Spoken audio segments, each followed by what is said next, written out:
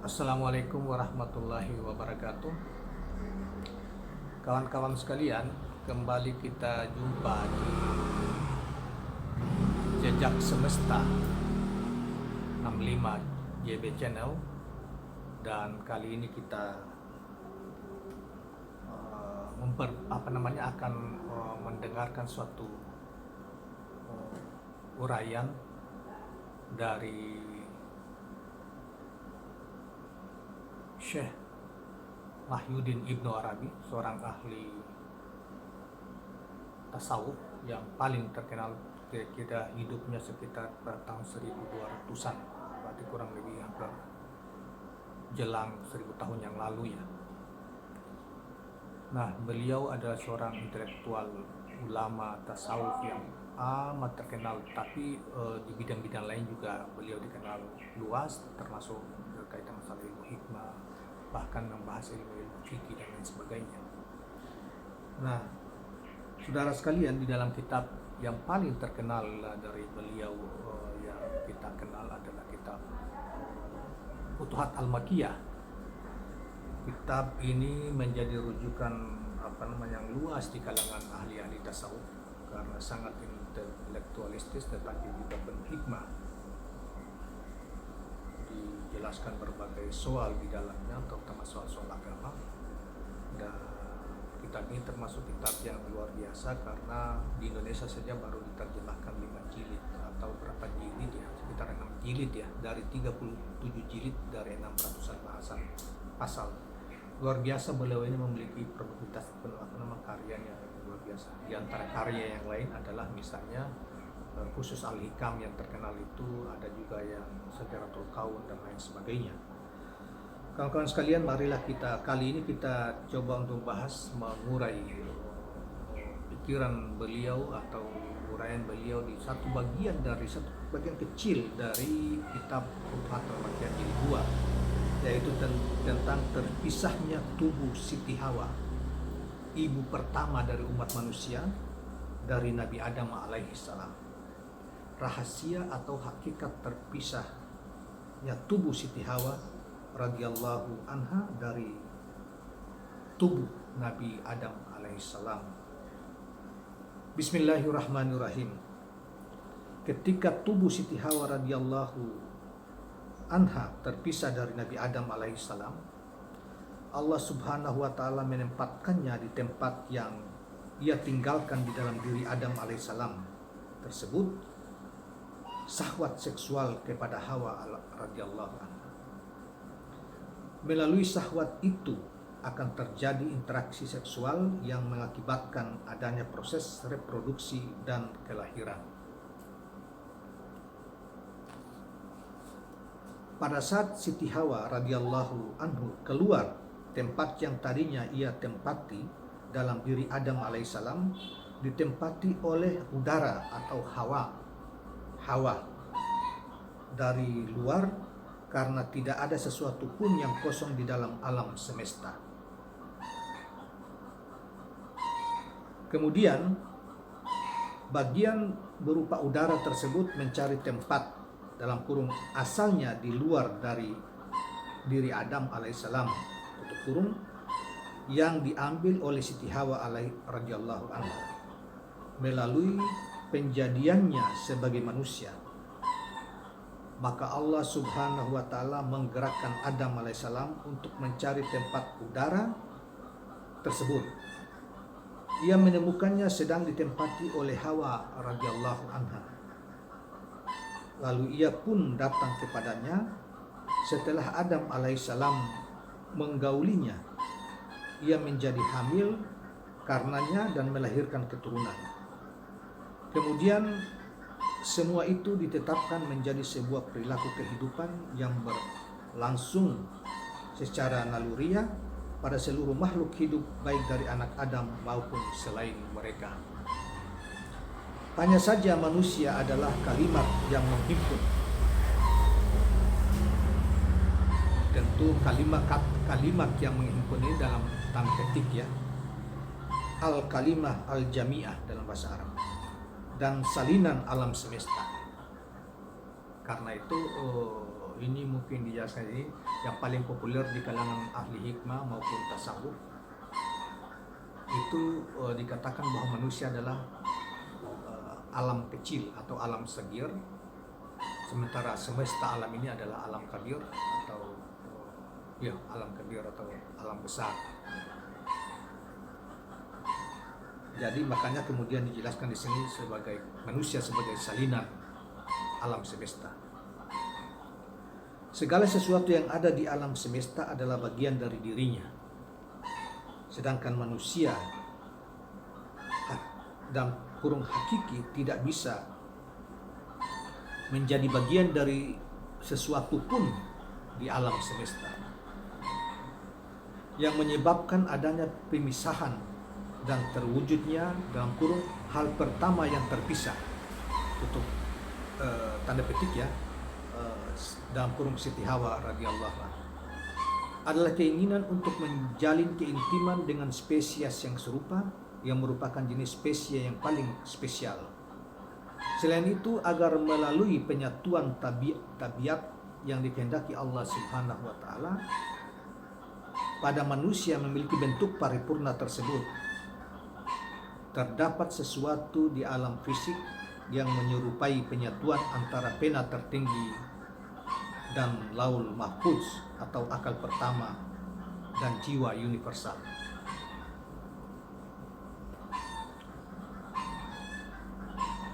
Saudara, dijelaskan selanjutnya bahwa ketika engkau menyebut tentang pena tertinggi, pahamilah dengan seksama isyarat yang terkandung di dalam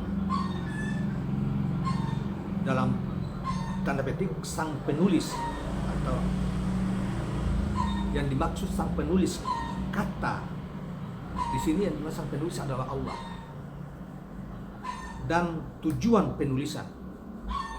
Dan maksudnya Allah yang mau tujuan penulisan menggunakan pena itu, tujuan penulisan yang dimaksud Allah yang bertujuan melakukan penulisan itu. Niscaya engkau akan memahami makna perkataan sang pembuat syariat.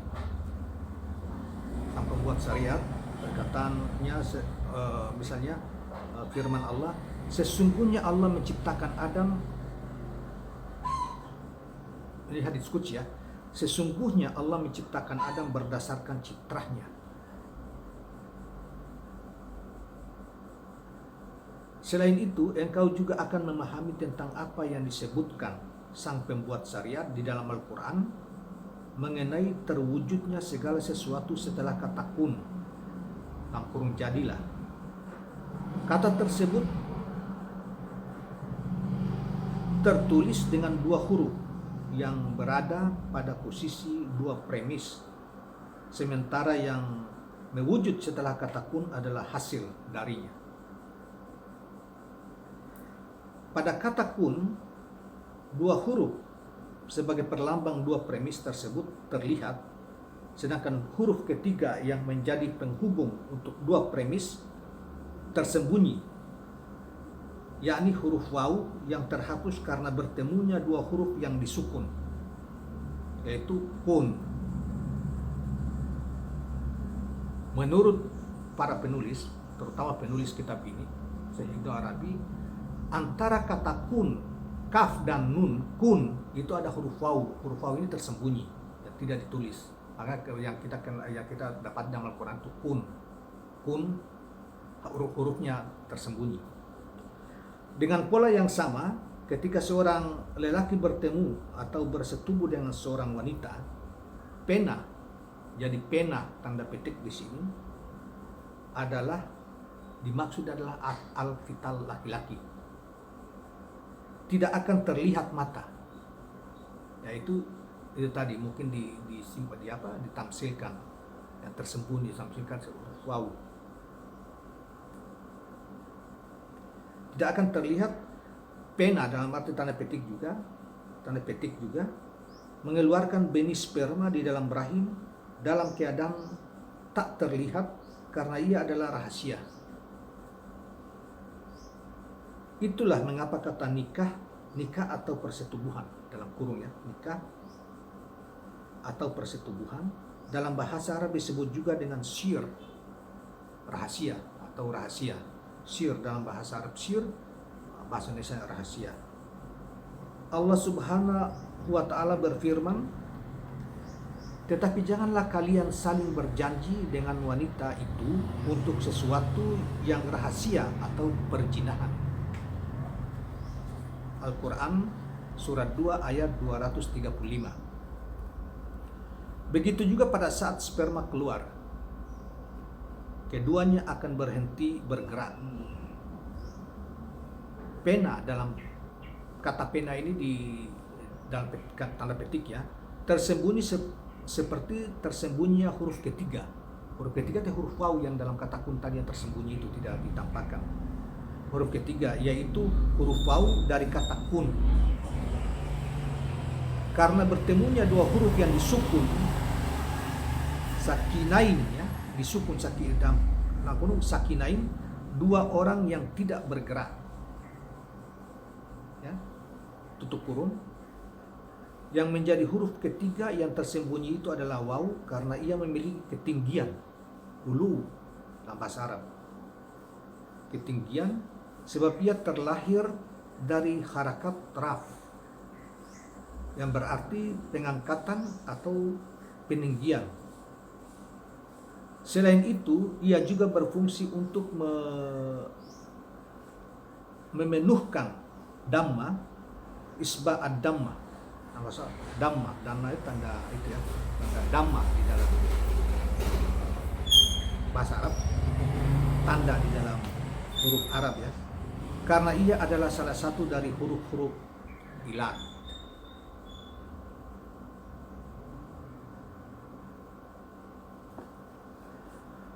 Saudara-saudara sekalian,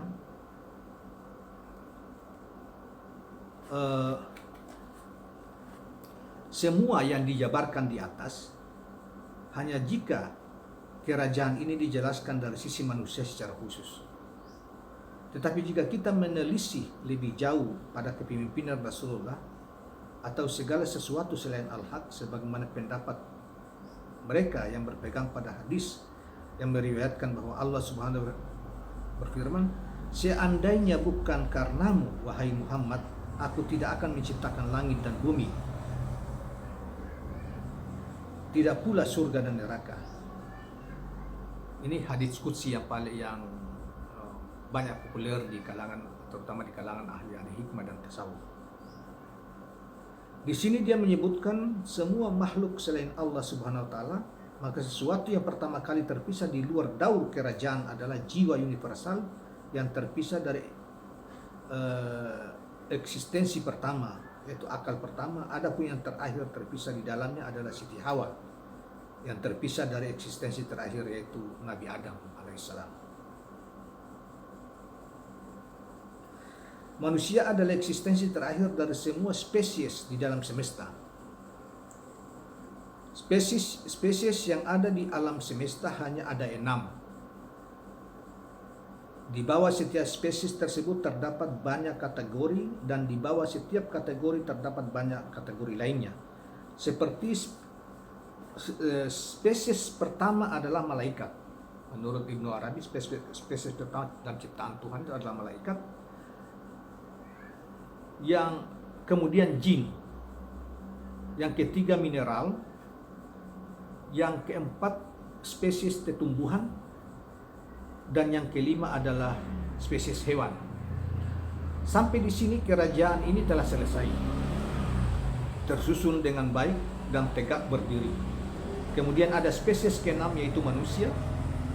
Dialah yang menjadi khalifah untuk seluruh kerajaan ini. Saudara sekalian, kita lanjut. Manusia diwujudkan terakhir agar ia bisa menjadi imam secara aktual dan hakiki, bukan hanya dari segi kepantasan dan potensi. Ketika entitasnya telah terwujud, maka tidaklah ia diwujudkan kecuali dengan seorang penguasa atau sultan yang selalu menjadi perhatian.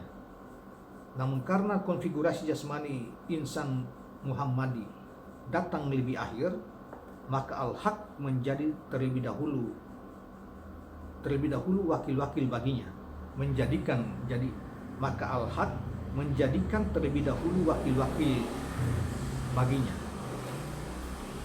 Wakil dan khalifah pengganti pertama baginya adalah Nabi Adam, yang kemudian memiliki keturunan dan terus bereproduksi. Lalu Allah memunculkan khalifah-khalifah di setiap zaman hingga saat munculnya konfigurasi jasmani dan suci Muhammad sallallahu alaihi wasallam. Beliau muncul bagaikan matahari bersinar cemerlang, membuat semua cahaya lenyap dan terselubung oleh cahayanya yang terang benderang. Semua hukum dan aturan hilang, tersembunyi di dalam hukum beliau, dan semua syariat tunduk kepadanya.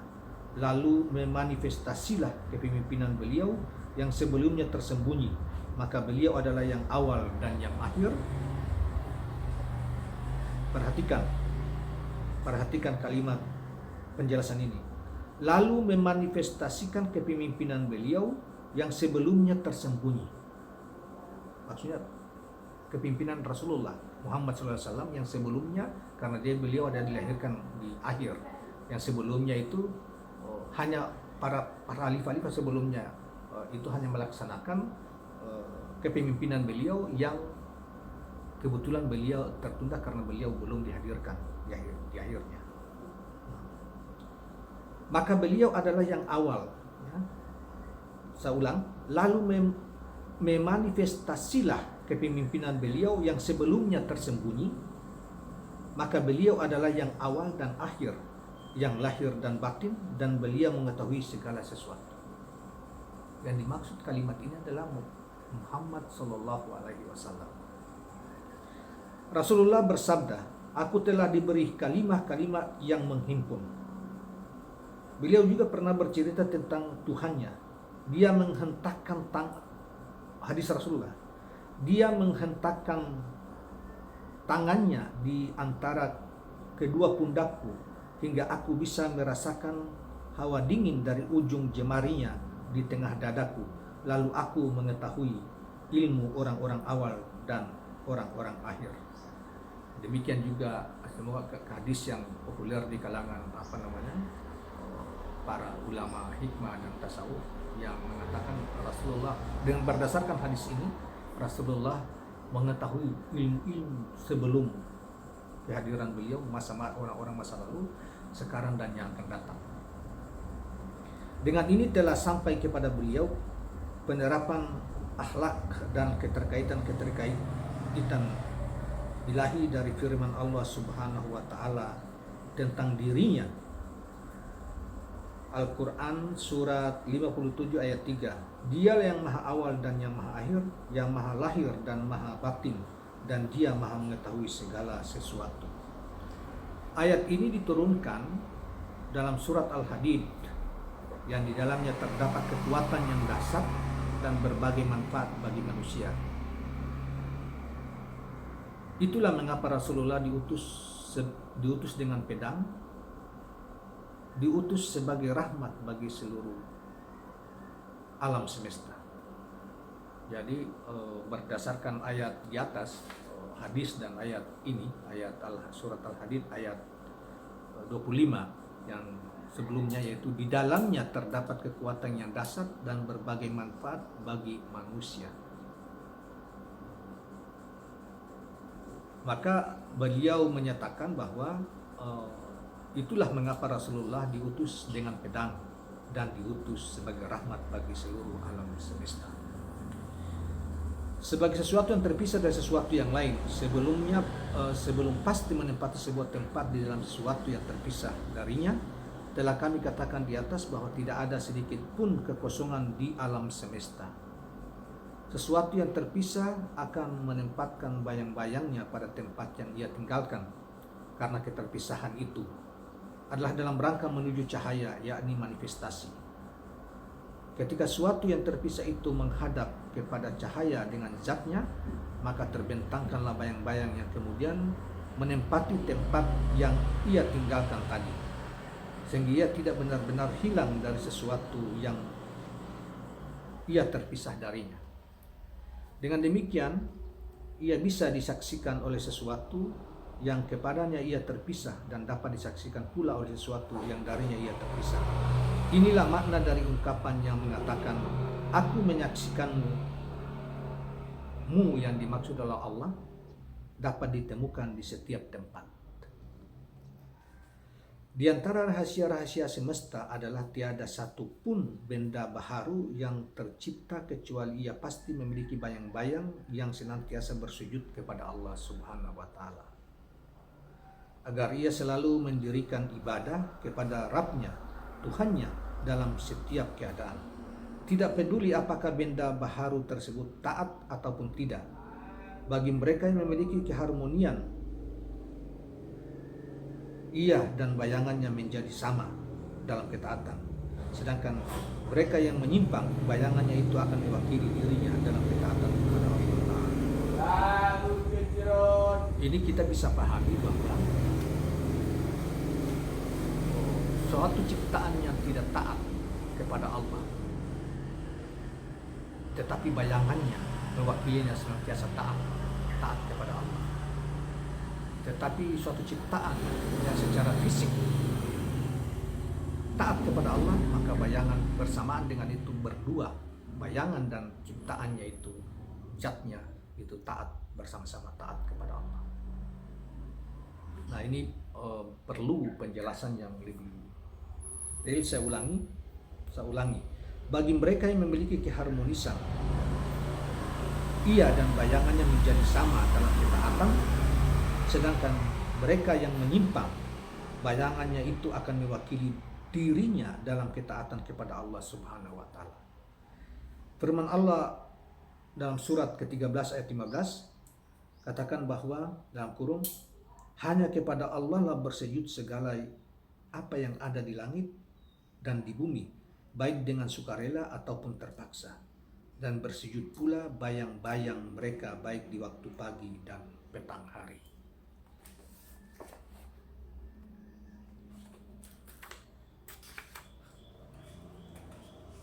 Baik kawan-kawan sekalian, inilah uraian beliau yang awal sangat menekankan tentang prosesi penjadian Hawa, prosesi terpisahnya Siti Hawa dari tubuh Nabi Adam alaihissalam, dan kemudian dilanjutkan dengan prosesi alamiah seperti kita. Seperti prosesi penciptaan sebagaimana setelah Adam dan Hawa itu prosesi alamiah seperti yang kita alami saat ini. Dan yang terakhir adalah soal yang berkaitannya dengan kekhalifahan kepemimpinan Rasulullah, yang atau sebetulnya secara hakiki bahwa